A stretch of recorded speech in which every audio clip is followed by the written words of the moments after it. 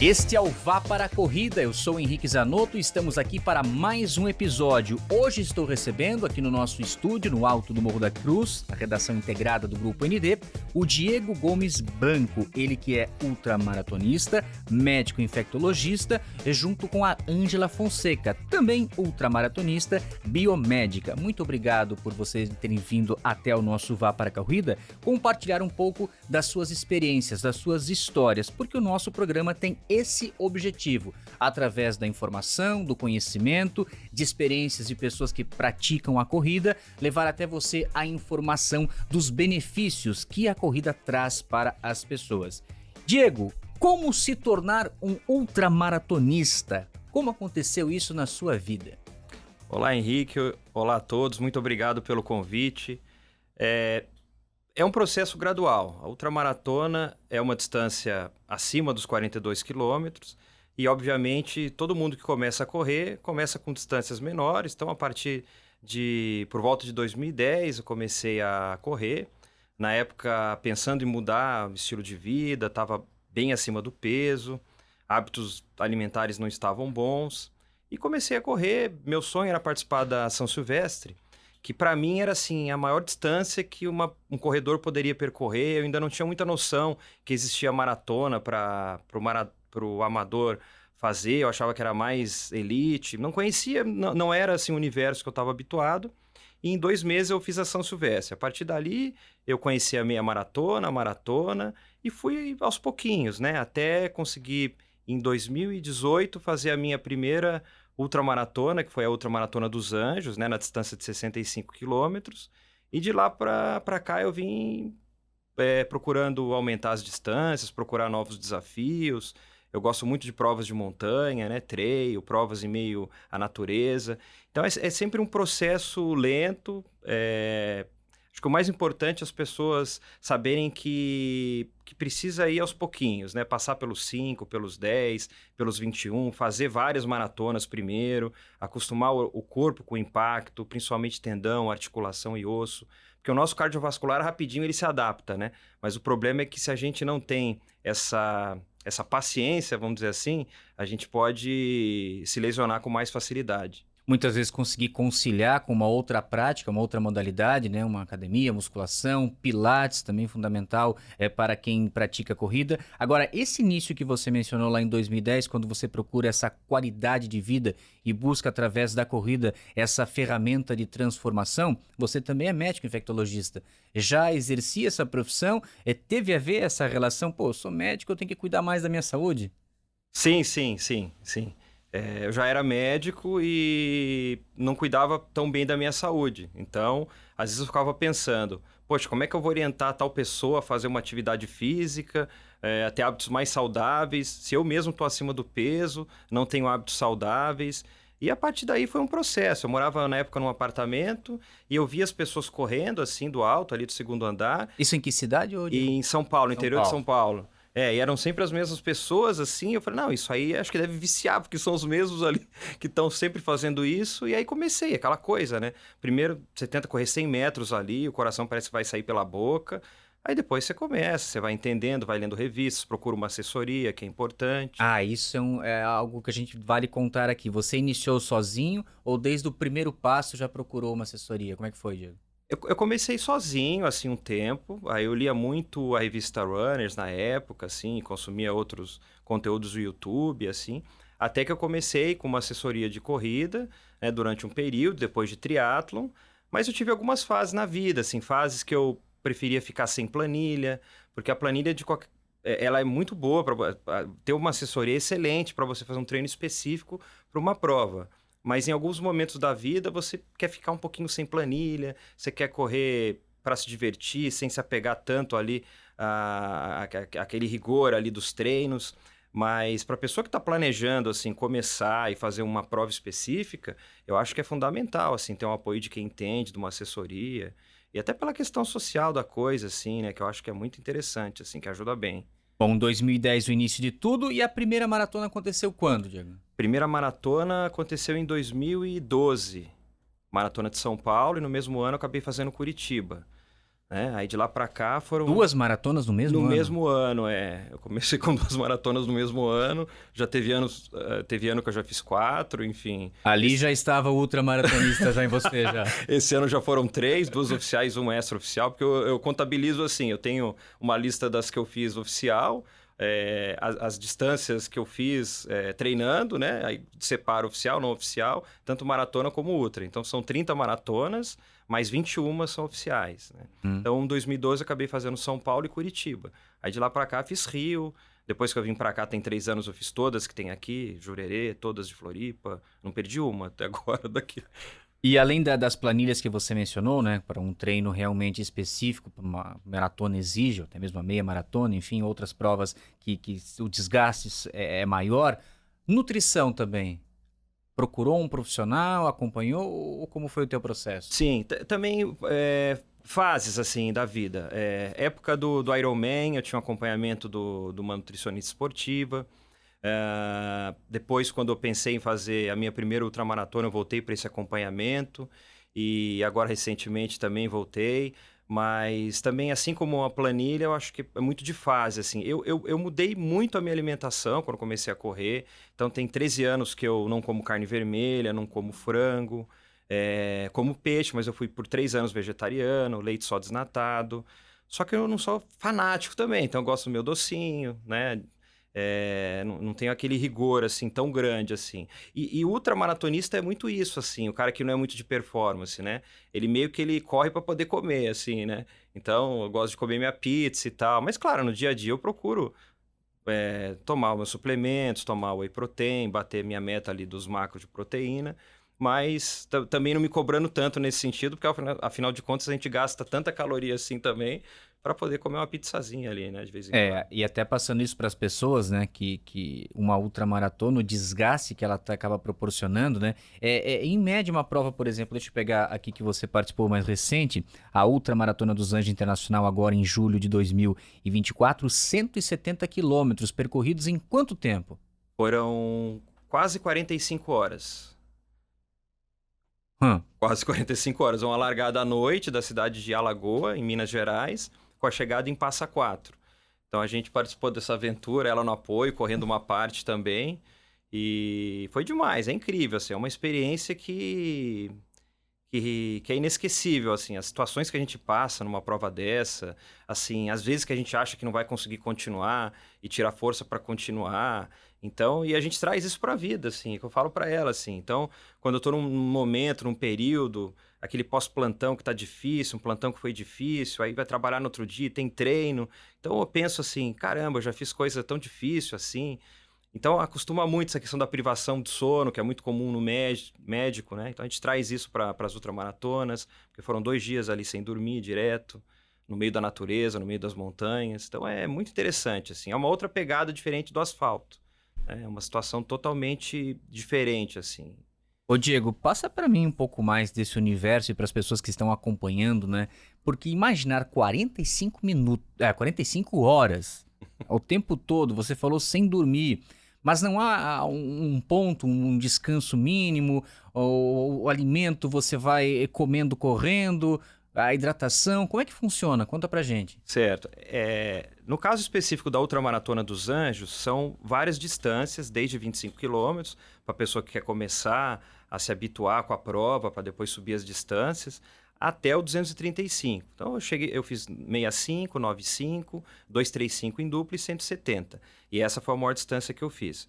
Numa prova dessa, que ela foi comigo, foi meu apoio, a gente tem um tempo de corte para chegar na cidade, e nos postos de controle, nas cidades ali, a gente tem cortes intermediários também. Essas cidades que você menciona é antes do fim do trajeto. Antes do fim do trajeto. Então, essa que a gente fez, eu saí de Alagoa, aí fui rumo a Iruoca, que é uma cidade 30 quilômetros depois, a gente subiu o Pico do Papagaio, foi até Baipendi, então passou por São Lourenço, Caxambu, e cada cidade dessa, cada PC, que é o posto de controle, tem um corte que a pessoa tem que passar até tal minuto ali, tal tempo, até tal hora. Senão, ela não pode continuar, porque aí já presume-se que a pessoa não vai conseguir chegar no tempo ali final, né? Então, a organização coloca esses cortes intermediários. E a estratégia é livre da pessoa. Então, a pessoa ela pode parar nessas cidades, ela descansar um pouquinho, ela pode dormir, ou ela pode ir direto. Próprio banheiro, essas cidades. Banheiro, vai no banheiro, claro. Tem gente que toma banho, enfim. A estratégia é livre. Só que se a pessoa demorar muito, se ela dormir muito, ou se ela caminhar bastante, ela não vai chegar no tempo. Então, requer um planejamento. Eu cheguei a pagar, eu falei que eu nem dormi para ela. Eu saí do corpo, acho que 1 hora e pouco na primeira noite. Calculado ou você se viu na extrema necessidade de parar? Você já havia programado? Não. Eu havia programado um descanso, mas eu não sabia se eu ia conseguir dormir. Porque no ano anterior, eu não consegui dormir. Eu fiquei tão acelerado, minha frequência cardíaca sobe muito. E eu não consigo relaxar, assim, e dormir muito, assim. Eu apago alguns minutos, meia hora. Talvez ali foi 1 hora que eu consegui apagar. 1h20, foi 1h20. 1h20, né? Assim. A gente deixou para ver, para ele descansar mesmo, né? Deixar o corpo estabelecer o tempo mínimo que ele necessitava para depois voltar. Porque até então você tinha percorrido quantos quilômetros? Até então, a minha maior distância tinha sido... Não. Digo nessa primeira parada. Nessa primeira parada. São Lourenço tinha dado quantos quilômetros? Essa foi nos Garcia, né? Então foi 30 de Airuoca, mas 45 quilômetros. Mas a largada da corrida foi à noite. Então foi no final da madrugada, isso aí. Em São Lourenço? Na primeira na Cachoeira dos Garcia, no alto do pico. Aí São Lourenço foi a segunda noite. Ou seja, largou à noite, passou a madrugada toda correndo. Isso, né? às 8 horas da noite. Quando chegou de manhã cedo, Isso o corpo necessitou desse descanso e você exato. fez essa primeira pausa de 1 hora Pausa. e Isso. 20 minutos. Isso mesmo. Acordou já naquele susto, vambora.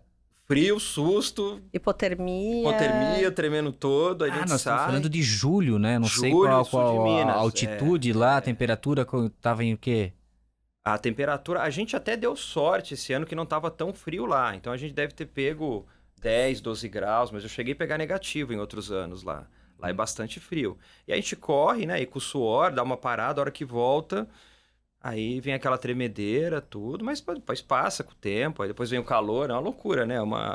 Toda hora muda a prova, assim, as sensações. Então, cada atleta faz a sua programação do tempo necessário para parar. A alimentação, você também come parado ou vai só hidratando com líquido? Não, numa prova dessa dá para parar e comer. Tem gente que prefere andar e comer, né? Mas assim, numa prova dessa, é muito importante comer também. Porque é diferente de uma corrida mais curta, que a gente leva um gelzinho de carboidrato, tá tudo certo, um Gatorade. Então, numa prova dessa, é comida. Então, tem gente que come arroz e feijão. Então, lá eu comi bastante macarrão. O ano passado eu comi pizza. A gente toma Coca-Cola, né? O que o corpo vai aceitando. Não adianta também numa outra maratona querer comer muito saudável. A gente tenta comer o mais saudável possível na preparação.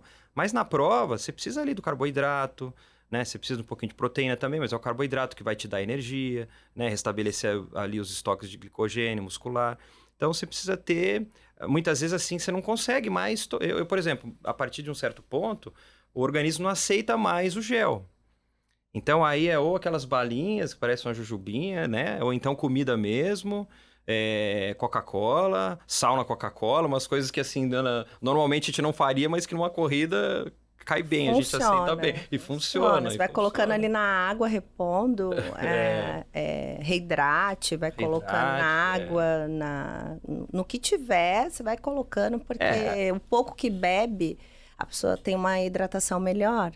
Porque perde demais.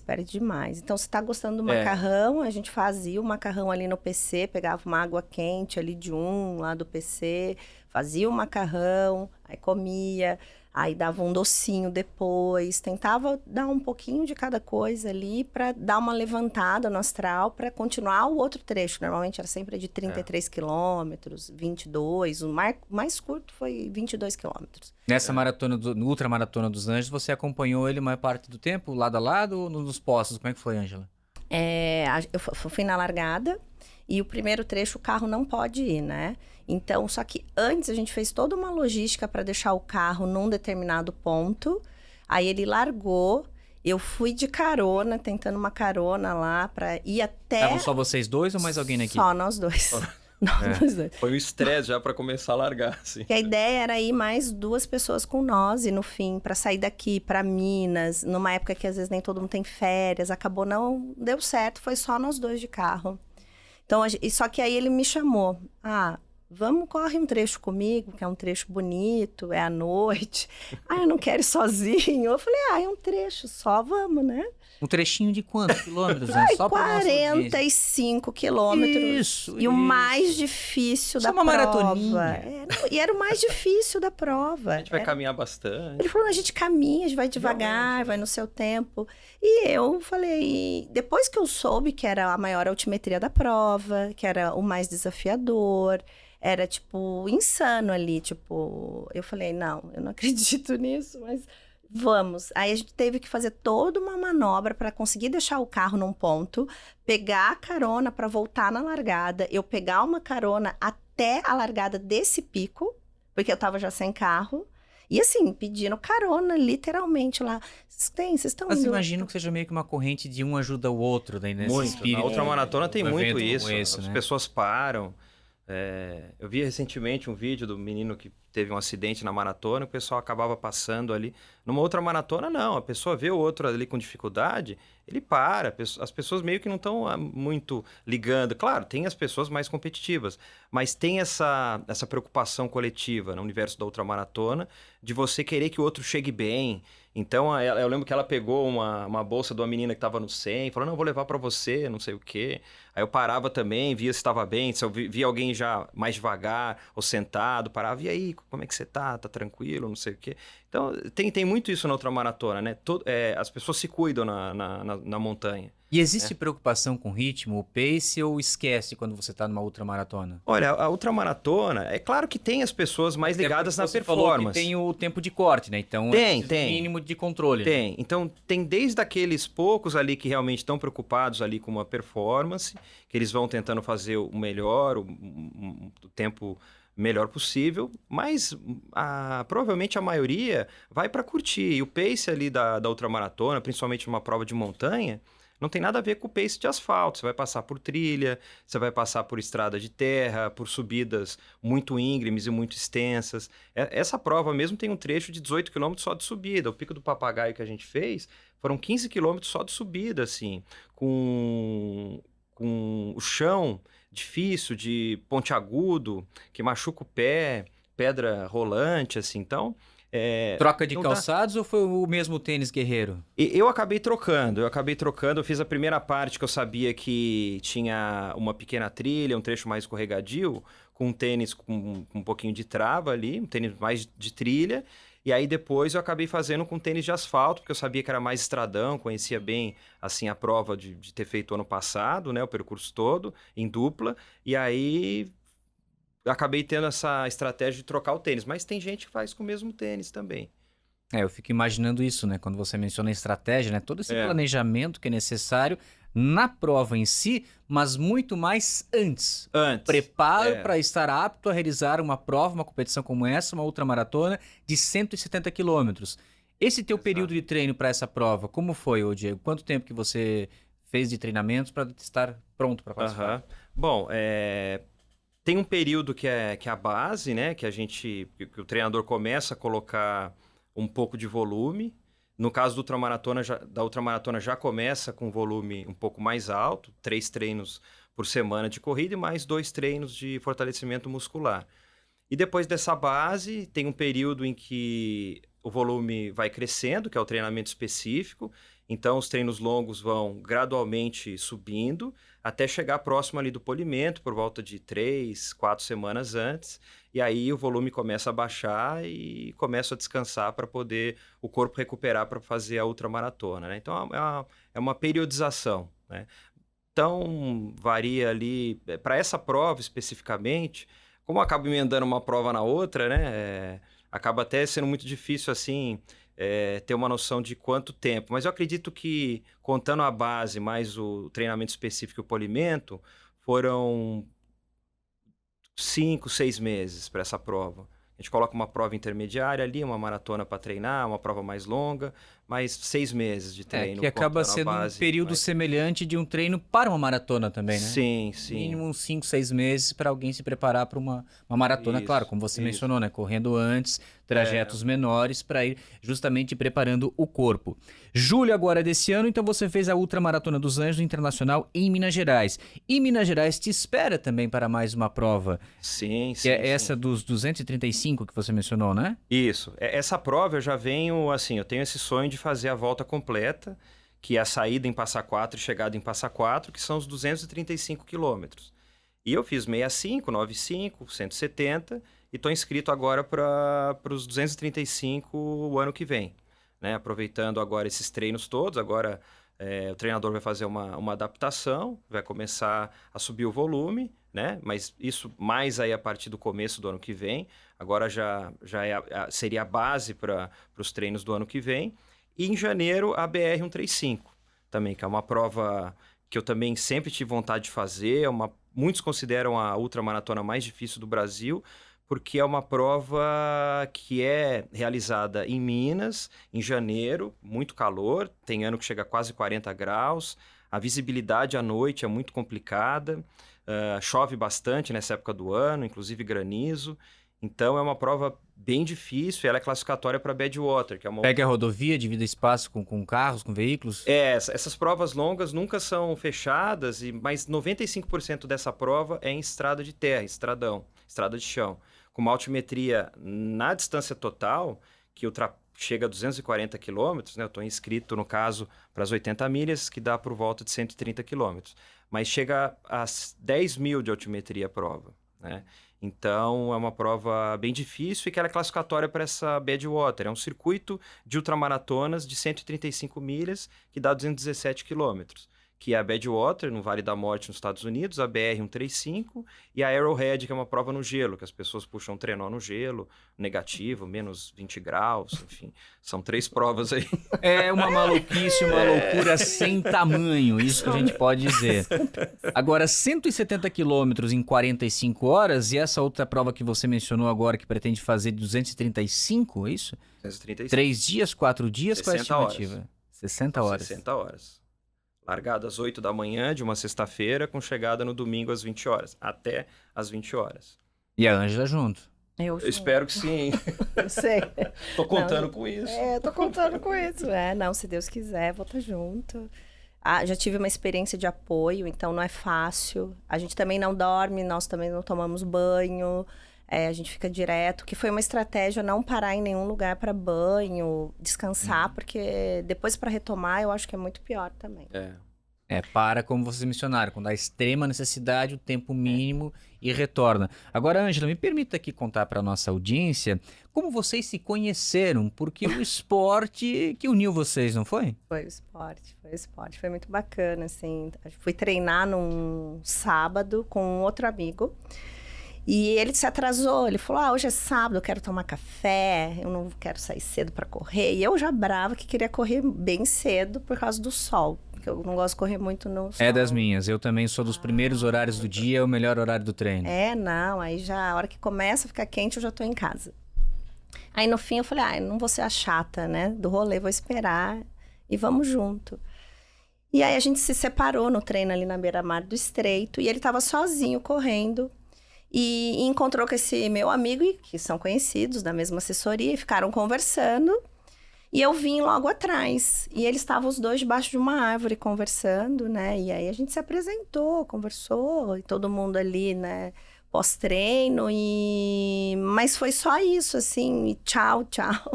Aí depois acho que ele conversou com o meu amigo e tal, perguntou quem que eu era, de onde que eu era. E no fim, no dia seguinte a gente saiu pra almoçar e aí ficamos já direto, assim, juntos. Já saiu pra treinar. Aí foi treinar no dia seguinte, aí já almoçar, mas treinar. Peraí. Deixa eu dar um momento agora de Nelson Rubens aqui, um momento fofoca no nosso Vá Pra Corrida. O primeiro convite foi pra sair, pra comer, ou já foi pra treino, Diego? Não, primeiro a gente almoçou, foi pro almoço. Porque eu falei, não, se chamar pra treinar logo de cara não vai pegar bem, né? Vamos almoçar primeiro e no segundo a gente treina. No segundo foi treino. No segundo convite, assim, vamos treinar? Eu falei, vamos treinar. Que bom, né? São histórias de vida, né, que se cruzaram através também disso, né? Através do esporte, né? Pra gente ver quantas coisas que a prática de uma atividade esportiva, da disciplina, acaba proporcionando de mudanças na nossa vida, né, Ângela? De mudança, eu não sabia, nunca tive contato com ultramaratonistas, assim, né? E eu lá, tentando emplacar minha maratona, né? Tô há horas tentando emplacar meus 42 e nada, né? Aí ele falou, vamos fazer um trecho só. Aí fui, no fim, fui extraoficialmente, né? Ultramaratonista, que depois eu fiz mais 10 ali, então deu uns 54, 55 quilômetros. Mas, assim, a resiliência que ele tem, o foco, essa questão da concentração, ele é muito focado. Então, ele fez eu ver várias coisas que a gente insere hoje na nossa vida profissional, familiar, que a corrida traz, né? De resiliência, de saber que a gente consegue sempre mais do que a gente faz. O nosso corpo, ele é muito maior do que o que às vezes a gente exige dele. E sem pôr em risco, assim, sabe? Então, é um cuidado que eu sempre peço para ele ter também, né? Com os exageros, porque o ultramaratonista, ele às vezes, né? Ele vai num limiar muito alto ali do que é bom ou não para o corpo. Só que o principal que eu aprendi com ele, assim, é essa coisa resiliente. Eu tô cansado, eu poderia estar dormindo, assistindo um seriado, mas eu vou fazer o que eu tenho que fazer, né? Eu vou lá, vou fazer meu treino e depois eu encaixo essas outras coisas. E no fim acaba dando tempo para tudo, né? Então eu fiz muito treino com ele de bicicleta, de patinete, eu corro um pedaço, outro eu vou de patinete junto, às vezes eu pego a bicicleta. Porque precisa, é bom ter um apoio, assim, senão fica um pouco solitário mesmo. Mas eu sei que se eu não fosse junto, igual ele iria e ia fazer.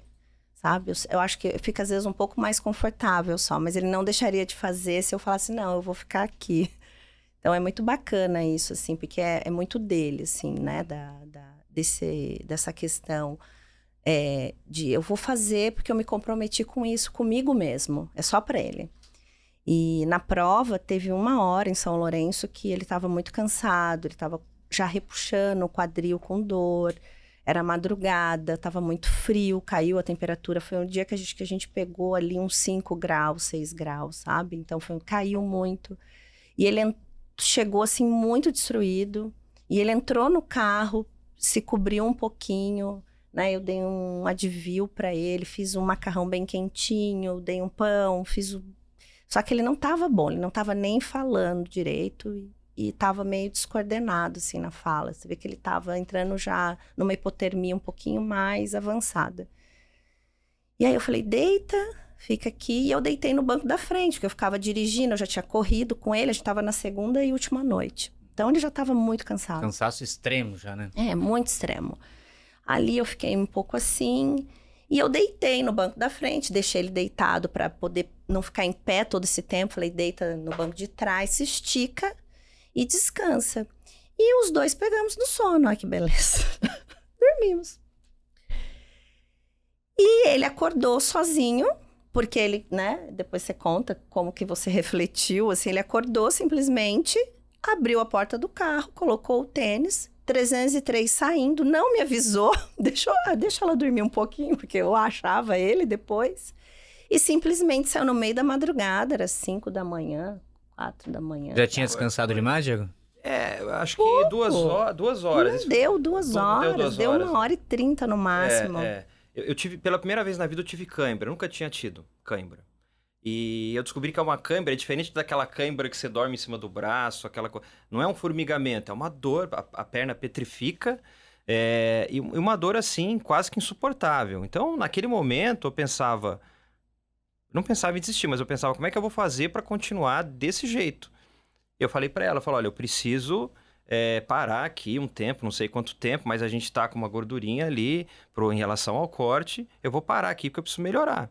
Aí comi, deitei um pouquinho, acordei com muito frio, muito detonado. A cãibra tinha melhorado, mas as dores musculares eram assim, gerais, né? Aí eu saí no frio, assim, caminhando assim, com um bastão em cada lado, com o braço assim tremendo, sem falar pra ninguém, e pensando, depois ela me acha ali. Ela vai ver uma hora quando ela acordar que eu saí, aí eu tinha um pouquinho de água e tal, aí fui. E nessa saída do PC, ainda tinha requintes de crueldade, que era uma subida sem fim. Na madrugada, isso? Na madrugada, assim, sozinho, na madrugada. Iluminação própria? Iluminação, era uma cidade, dentro da cidade, mas iluminação não era tão boa. E logo, depois dessa subida, já começou uma estrada de terra. Mas aí você tem a Escura. tua lanterna, a tua iluminação junto? Sim, headlamp, tudo, lanterna de mão. E aí comecei, né?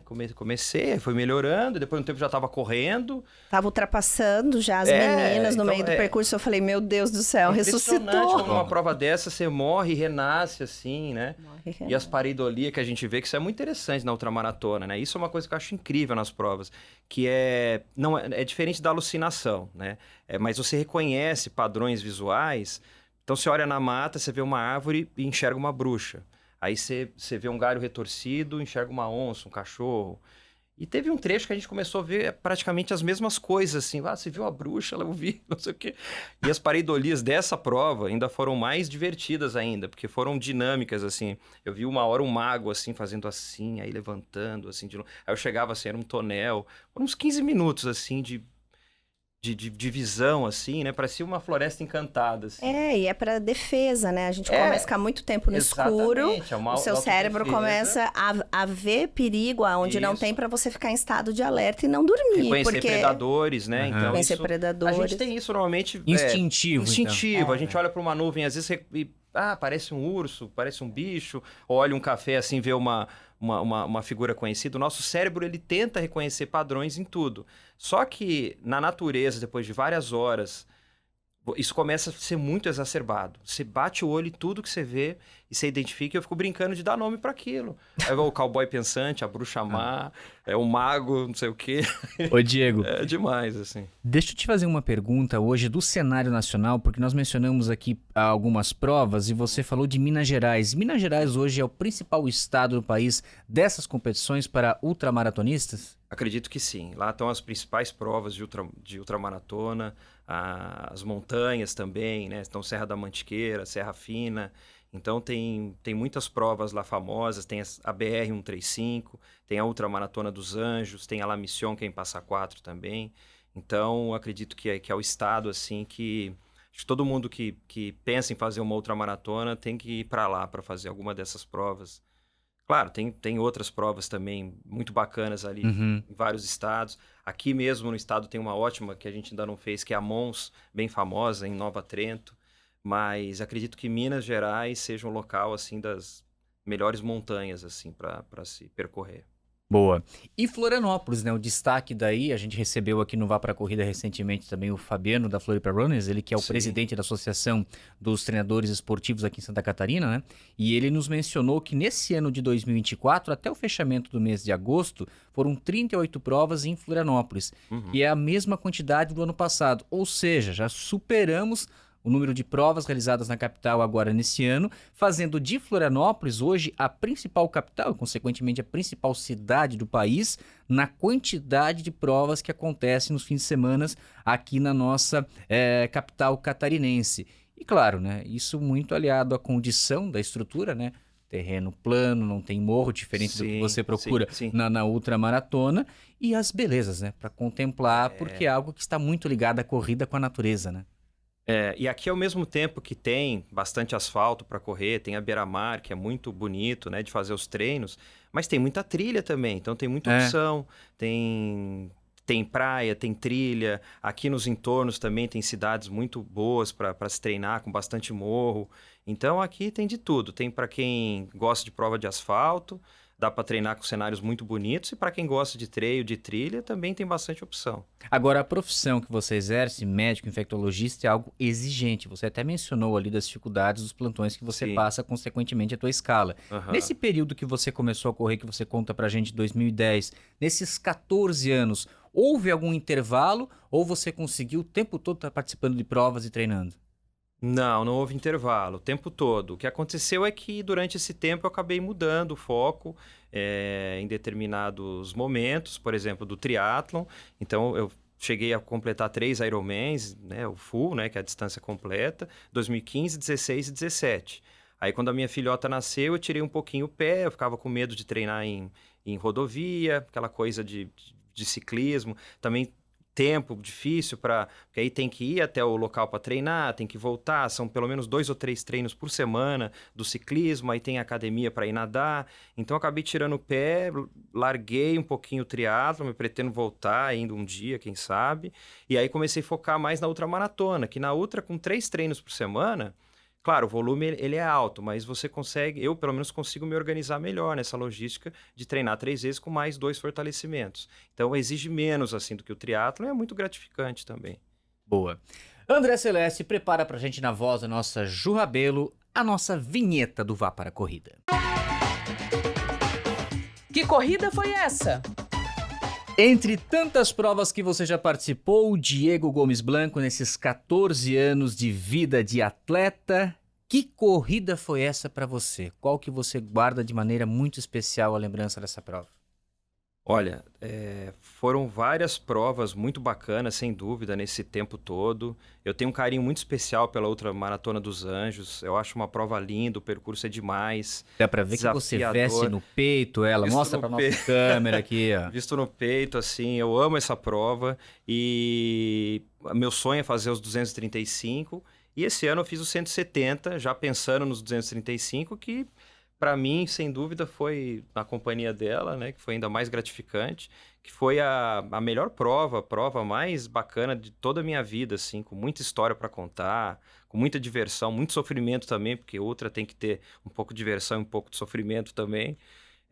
Então foi demais, assim, o que a gente passou na prova, então o companheirismo, o contato com outros corredores, as belezas naturais, então subir o Pico de Papagaio. Então, a gente tinha horas que a gente andava de mão dada, como se estivesse passeando, né? Então, dentro de uma prova, assim, a gente passeia e curte o visual. Então, isso é coisa da ultramaratona. A gente vai sem pressa ali para terminar, curtindo o caminho, né? Que é importante. Terminar de uma forma... Então, terminei inteiro, né? Com saúde, não fiquei doente depois, né? Então, foi importante ali o planejamento. É aquela coisa da nutrição. Claro que a gente planeja, a gente pensa naquela coisa do aporte calórico da prova, mas é aquela coisa que a vida às vezes não está muito aí para o nosso planejamento. Chega uma hora que é o que o organismo aceita e está tudo certo, e você vai e termina. Então, a UAI 170 foi demais, assim, as nossas visões, as pareidolias nossas que a gente via no meio do caminho, as nossas conversas, né? O nosso macarrão, o café no meio da madrugada. Então, são coisas que ficam para sempre, assim. Foi demais. Gostei desse uai, que é uai de Minas mesmo. Uai de Minas. Ângela Fonseca, e pra você, que corrida foi essa? Tem alguma que você guarda também de maneira muito especial na sua lembrança? Ah, tem. Foi quando eu fiz a minha primeira prova fora, assim, foi na Patagônia. Foi um sonho, fazer uma viagem com corrida. Eu tinha pouco tempo, assim, que estava correndo. E você ir para fora e conhecer uma montanha num outro lugar, totalmente diferente do que você está habituado aqui. Aqui a gente treina o verão todo e chega lá na Patagônia frio.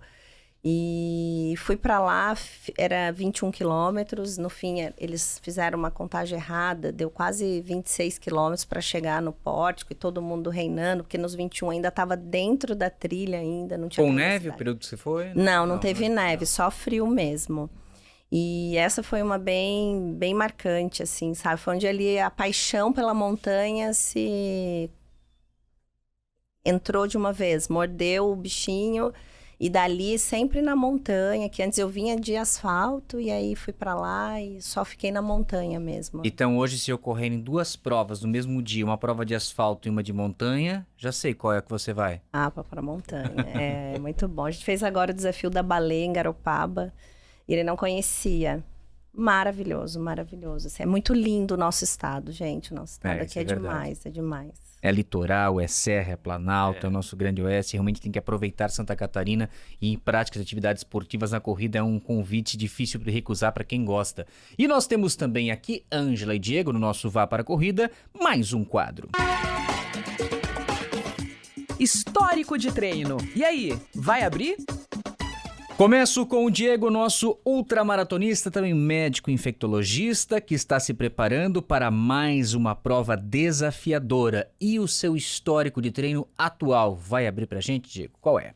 Sim, no momento, então, estou num período de base, né? Eu faço treinamento ali com o Fabiano, que esteve aqui também, da Floripa Runners. E nessa base, ele coloca um volume, para eu, a partir do ano que vem, começar a subir. Então, por enquanto, eu tenho feito por volta de 40 quilômetros, 50 no máximo por semana, e quando chega na fase específica, isso tende a subir para 100 quilômetros ou mais. Esses 40, 50 em quantos treinos? 3? 3 treinos. E mais 2 treinos de vai fortalecimento. crescendo, um de 15, outro... subindo, Exatamente. 20. E os longos devem subir também, agora a partir das próximas semanas, gradualmente, 2, 3, 5 quilômetros por semana. Isso vai subindo até chegar num longo muito longo, né? O longão ali máximo, um pouco antes do polimento, e daí daquela relaxada, aquela diminuição para o corpo chegar descansado para a prova. Então, período de base ainda, mas ainda essa base vai ter que se encaixar com um período específico para essa prova de janeiro já. Então, também vai ter que... Essa prova de janeiro vai acabar entrando também como parte do treinamento, um treinamento de luxo, vamos dizer assim, para a Ultra dos Anjos também. Vai ser um longão, uma prova muito bacana que eu tenho vontade de fazer, mas que vai acabar também sendo uma espécie de preparação para a prova-alvo do ano, que vai ser a UAI 235. Bom, nós estamos gravando esse episódio do Vá Pra Corrida no início do mês de setembro, então já sabemos que os próximos meses, outubro, novembro, dezembro, janeiro e ao longo de 2024 serão de treinos intensos para você, né, Diego? Isso aí. Ângela, e você? Abre pra gente também seu histórico de treino atual? Que medo.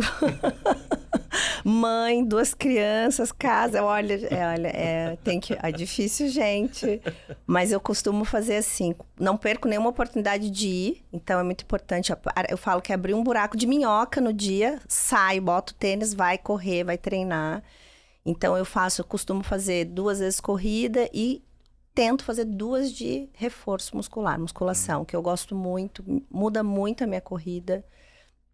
E os longos, sempre quando a gente consegue encaixar os horários, a gente faz junto. Se não, eu vou com os amigos, com as amigas, para uma trilha, para algum lugar. Aí depois ele corre, depois quando ele chega do hospital. E a gente vai fazendo assim, porque agora, nessa de janeiro, eu vou de apoio, mas o apoio corre também, né? Porque chega uma hora de ficar agoniada, de ficar dentro do carro. Você fala, gente, eu quero correr, me larga. Quem que dirige? Pega esse carro que eu vou sair correndo. E precisa correr, porque a gente fica vendo todo mundo ali se divertindo. Você fala, meu Deus, eu vou ficar aqui dirigindo na Disney. É praticamente ficar dirigindo na Disney. Eu acho que eu entendo, porque quando você falou isso, eu já visualizei a penúltima volta à ilha que eu participei, que o meu trecho era o último. Uhum. E ficar o dia inteiro vendo as pessoas correr, esperando a sua vez, é uma ansiedade pra quem gosta de corrida, que é uma tortura, né? É você ir numa sorveteria, ver as crianças tomando sorvete e você não pode. Não, eu falei, gente, eu tô na Disney e tô só dirigindo pra galera e pros brinquedos. Mas aí, então, eu quero fazer um trecho com ele maior do que esse que eu fiz da UAI.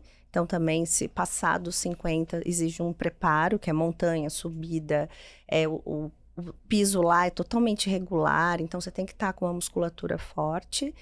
E a gente vai encaixando as nossas provas nesse meio, assim, né? Menores de 21, de 30, de 10. O que dá para encaixar, que tem data, a gente faz também para dar aquele up, né? Que prova é muito bom, né? Ângela Fonseca, obrigado pela sua participação aqui também. Bons treinos para você, boas provas, assim como para você, Diego. Obrigado pela vinda de vocês hoje que é o nosso Vá Pra Corrida. Eu que agradeço o convite, foi muito bacana. Conversei então com o médico infectologista Diego Gomes Blanco, nosso ultramaratonista, junto com a sua companheira Ângela Fonseca, também biomédica, que divide esses momentos prazerosos de treinos, de corridas e competições, vivendo a vida como deve ser vivida, com saúde e com qualidade. Valeu pela participação de vocês, muito obrigado por você que nos acompanhou em mais esse episódio do Vá Para a Corrida. Estive aqui com a mesa de áudio nosso André Celeste e te convido para acompanhar outros episódios. Se divirta, tem muita informação, tem muitas experiências bacanas para você no nosso Vá Para a Corrida, e daqui 15 dias um novo episódio também à disposição.